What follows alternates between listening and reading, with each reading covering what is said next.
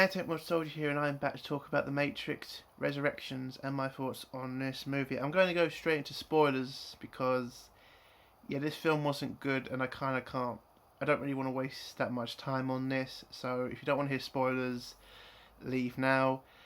Yeah, this movie was not good at all, and it kind of seems like the Wachowskis gave up on this movie. It's like, I think they had a plan at the start when they either got approached by HBO or they approached HBO to make this. But I kind of think by the end of it, I kind of think they just gave up. Because this film was stupid and dull. There was nothing exciting about this. I mean, I'll give one little bit of proof. The recasting of Smith. Now, Hugo Waves was fantastic as Mr. Smith. He was fucking excellent in the role. He felt like a threat. And again, Hugo Waves' acting is fan-fucking-tastic. The guy they replaced him with, I don't know his name. What is his name? I think it's Johnson Griff or something. He looks like an IT guy. And he doesn't seem threatening. He tries to act like Hugo Waves in this movie. It really doesn't work. I mean, there's so much in this fucking film that doesn't work, and it just feels like the Wachowskis tried to rush through this and try to get you, hyped for it by trying to remind you about the last three movies. Because in this film, it's just full of flashbacks to the last three films. That's all it's full of. And it feels stupid to have to keep going back to it. It's like, I didn't come here to watch those movies. I came here to watch this one. And it relies so much on nostalgia for those films, which again, there's nothing wrong with nostalgia. Spider-Man No Way Home did that, and it was amazing. But in this, it seems half-assed. It seems like it couldn't be asked to kind of, make you feel about it or make you feel something for it. It kind of just seems like, hey, do you remember this scene? That was a good scene. Let's move on. It just doesn't have it. And it doesn't feel like I'm watching a Matrix film. It just feels like I'm watching some sci-fi film. I mean, Keanu Reeves, he's a great actor. He's amazing in almost everything he does. In this, no. He seems like he's walking through scenes asleep. It seems like he can't be asked most of the time. And I'm not saying that's Keanu Reeves' fault, but it just doesn't feel like he cares. And you gotta kind of ask yourselves, like, this film should have had the full cast, because Lawrence Fishburne is not gone. He's alive and well. He's still working. So is Hugo Waves, but Hugo Waves doesn't really do that much acting anymore because he's pretty much, he says he's done with it. So I understand not getting him back, but Lawrence Fishburne, why haven't you got him back? And I kind of feel they probably sent him the script, and he probably hated it, and probably said to the Wachowskis, yeah, I'm not coming back for this. This is a waste of time, and he probably just said no.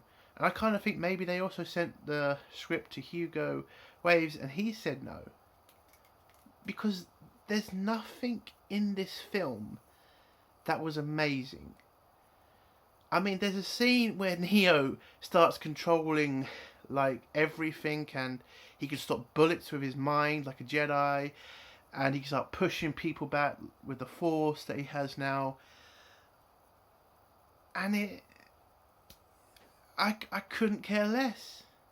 Like, it wasn't exciting. And it kind of feels like the first act of this film is literally the first film of the Matrix. That's all the first act is. It's just Matrix 1, but in the fourth movie. And the guy they get to replace Lawrence Fishburne, he's not good. And he's playing this character who is he's half Morpheus and half Smith, because apparently they wanted to make that. Well, apparently the robots who have made basically a new Matrix, because the old one didn't work out because everybody wanted to escape and Smith wanted to take over it. They've made a new Matrix. That's what they've got Neo trapped in now, and Neo's kind of a zombie in this world, and they kind of keep him caged up by making him think he's a game designer, and everything he remembers from the Matrix is from the game he designed, and that's how they're keeping him contained. Trinity's got a family now, and she's contained by the husband she has, who's called Chad, and it's an abusive relationship. I kind of think that's what they were going for with that. But anyway, about the new Morpheus, he never felt like Morpheus. It really did just feel like somebody pretending to be Lawrence Fishburne, and it wasn't good. It wasn't good.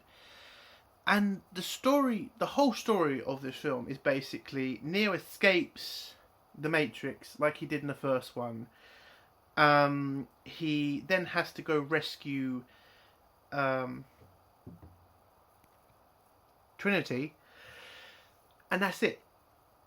That's all this film's about. Neo rescuing Trinity, and at the end of the film we find out Trinity now has all of Neo's powers as well. That's about it. And we find out about what's happened since the wars ended. So when we leave the Matrix of Neo, we find out that humanity and the robots have split apart. They're not at war anymore, and it turns out the robots have kind of had a civil war and have now started to try and kill each other, and are now fighting over territory now because they're running out of power, and the human race that they have isn't working out anymore because of the escapes and everything else. So they're fighting over territory and they're fighting over human beings. So this new program called the Analyst has created this new matrix that makes people not want to leave it, because it keeps people caged and it keeps people like in okay positions, like your life's doing okay, but you need that suffering. And what this Analyst program does is make sure the suffering is just right to keep you contained. And that's why people aren't jumping out anymore, because it's got the right amount of suffering and the right amount of pleasure. And that's how the Analyst has kept all of the humans they have now in the tube things. And he also captured Neo and Trinity, but they were dead. And so he had this bright idea to recreate them. So Neo and Trinity did die, but the Analyst pretty much made them. He grabbed their DNA and just cloned them or built them or something. And he tortured them for a few years to find out how far he could go with them. And then just put them in the Matrix, because they're a powerful energy that can keep the machine world going. But they can never touch each other, because when they touch each other, there's just a burst of energy that comes out of them that can destroy the machines and the Matrix altogether. So that's why he's kept them separate from each other. That's why he hasn't put them like in a relationship with each other, because he can't keep them near each other, because if they come together they'll blow up. So that's what's happening on the robot side. What's happening on the human side, which is fucking weird, is they've abandoned Zion, that's it, Zion, because they became too reliant on Neo, and Morpheus became like a really, really, really true believer or something.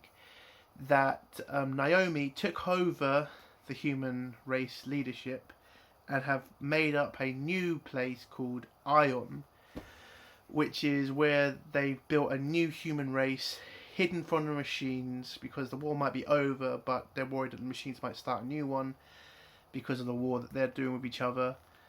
And in Ion, they're not just humans there, but there's robots also, and it was just weird. So there's humans and robots living together, trying to create a better society or something. We start seeing that there are programs that now can come out of the Matrix, like not humans but programs, and they kind of got this magnetic material around them, so they can walk about like humans, but they look like grey sand people, and it looks weird and a bit stupid, but okay. Yeah, and Naomi kind of doesn't want Neo to start any trouble with the machines because she's just happy with the way things are, because everything's stable. The human race has started to rebuild more. They're starting to grow their own food with the robots' help. And I've completely forgot about the crew of the new ship. I'll go into that now. So the new crew of this ship is led by someone called, what's her name? Hugo? No, that's not it. Bugs. That's it. That's her name. Bugs. And she is a woman who is able to escape the Matrix because she saw Neo once or something. And she went out looking for Neo because they found like information out from their robot spies. Because it turns out I think they have robot spies now. And they were able to get Neo out of the Matrix by doing the blue and red pill thing again. It turns out in the Matrix, Neo is dealing with mental trauma because the analyst who's in charge of the Matrix pretends to be a psychologist, and he's been keeping him dormant by feeding him blue pills every day, so he's not able to escape the Matrix. But Morpheus, or the fake Morpheus, comes back, gives him a red pill. He's able to escape the Matrix again with the help of their robot spies who will work with them, with Bugs, and they're able to get Neo out of the Matrix again. Anyway, so Neo goes back to meet Naomi. Naomi shows him the history of humanity, basically, and what happened after he was dead. And then he decides to go back and save Trinity, and she sends 3 of her ships to infiltrate the machines base, and they're able to do that with the help of some of the machines there, because again, some of the machines are trying to defect to the humans because they've made some sort of paradise in Io. So in this place, we find out from the analyst why he remade Neo and Trinity. I explained that. He then makes a deal. Then Neo makes a deal with the analyst, who tells him, "Listen, if Trinity wants to leave with you, she can leave with you. But if she doesn't, you then have to surrender yourself to us, and we will then put you back into the Matrix." He agrees to that, and and then Trinity comes on a bike to see Neo. I have completely forgot about Smith. I'm sorry, but the guy they got to play Smith, I cannot tell you how bad of a casting that was. It was seriously bad. He just does nothing in this movie. He doesn't...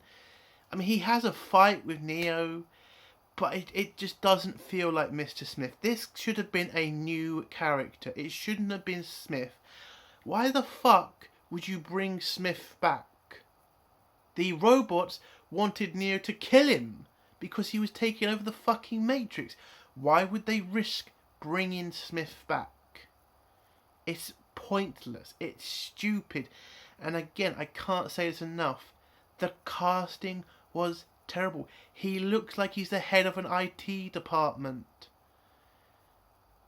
Oh god damn it. He's so bad. Oh god. Anyway, so Neo makes a deal with the analyst.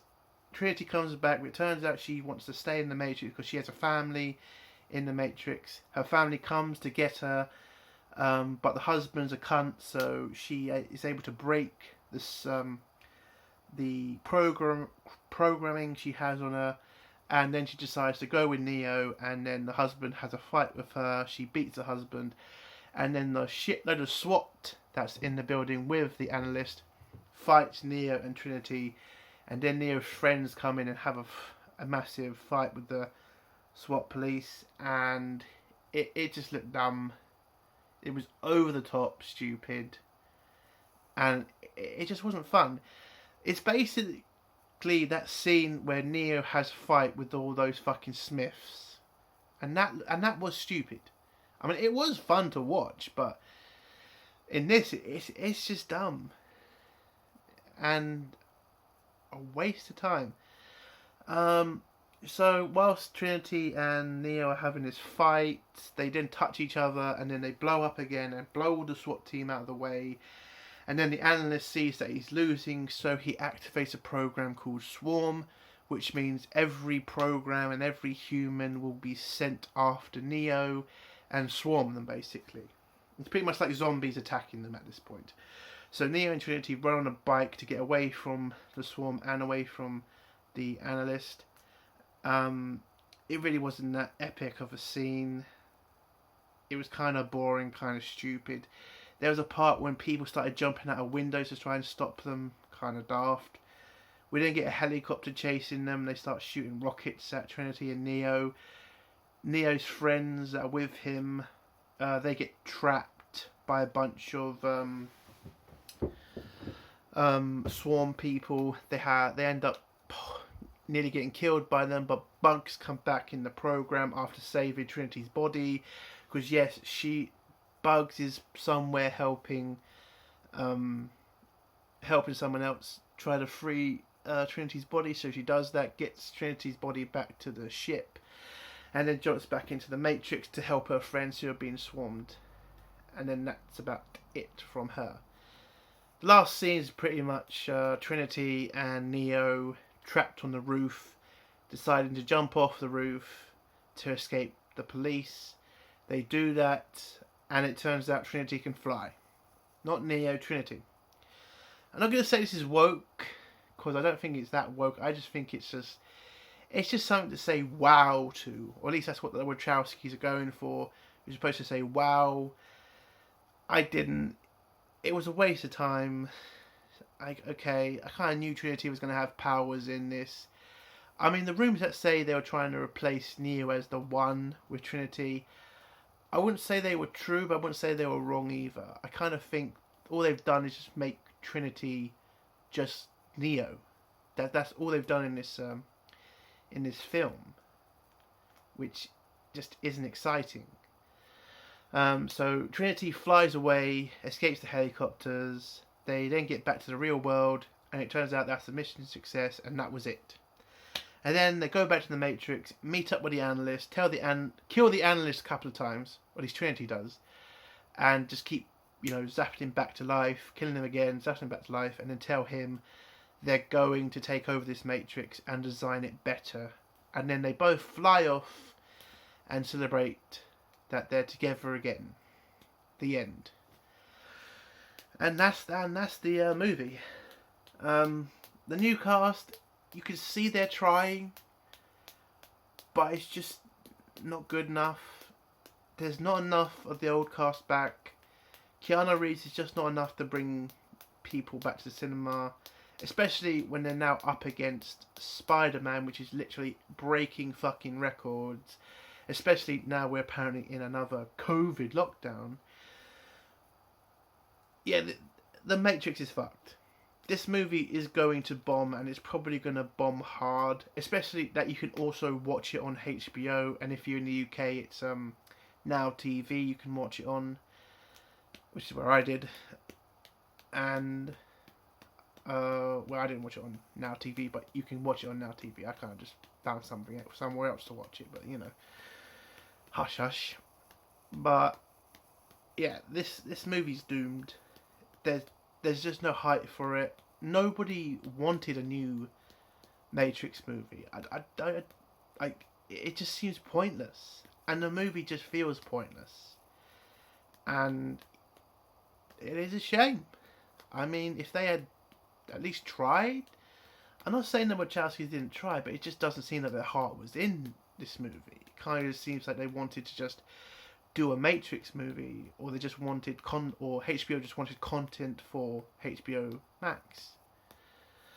So I just don't think there was enough in this movie to explain why they made it, and I don't think there's enough in this movie to guarantee a sequel, because I think that's what they were trying to do. Is try and say there's going to be a sequel, or at least leave it on a cliffhanger, which is not really a big cliffhanger. I kind of think you could just say one and done with this movie. But I don't know. I mean, it just depends on the numbers. If it's bad numbers, they'll just say this was supposed to be a one and done. If the numbers are great, they may do another one. But I doubt it. This movie is just not good. I just wouldn't waste your money. If you can watch it for free, watch it for free. And if you can watch it at home, just watch it at home. It's just a waste of time movie. That's the end of my review. If you like this review, give it a like. If you dislike this review, give it a dislike. And do think about subscribing if you like my content. Oh, and if you have seen the movie, do comment below. Tell me, did you like this? Hell, the fandom is. Long live CG and fuck SJWs. Bye.